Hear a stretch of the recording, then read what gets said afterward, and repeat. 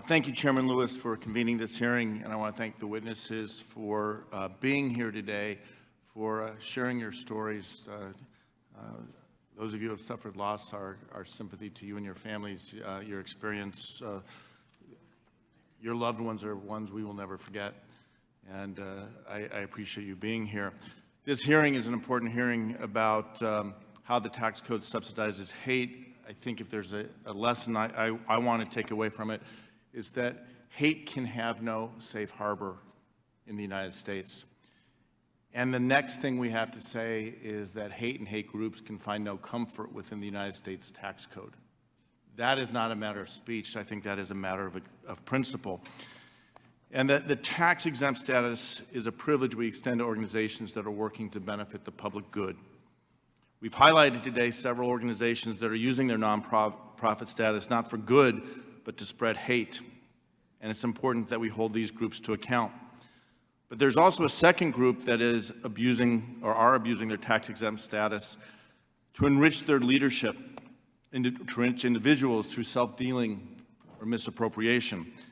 In that vein, I turn to you, Mr. Owens, and have some questions, leaning particularly on your perspective as a former director of the IRS Exempt Organizations Division. Recently, as you may be aware, there have been a number of revelations about questionable financial dealings by the leadership of the National Rifle Association, the NRA. NRA is a nonprofit tax-exempt organization. An example of these reports are indications that the NRA has been using funds to pay for more than $500,000 in high-end Italian suits and lavish international travel for their CEO and Executive Vice President, Wayne LaPierre.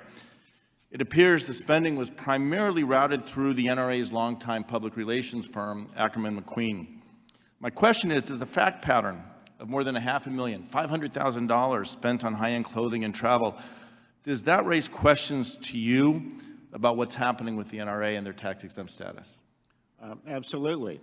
It appears to be the sort of diversion that I actually testified before this committee about 30 years ago regarding, and that is the use of a nonprofit's assets, its income, for the benefit of the people in charge. And Congress enacted Section 4958 after those hearings, which applies an excise tax, and applied it to both Section 501c4 organizations and Section 501c3 organizations. Thank you. And it's not just Italian suits and travel. There's reporting indicating that the NRA was involved in plans to purchase Mr. LaPierre and his wife a home in Texas. And by home, I mean a $6.5 million mansion.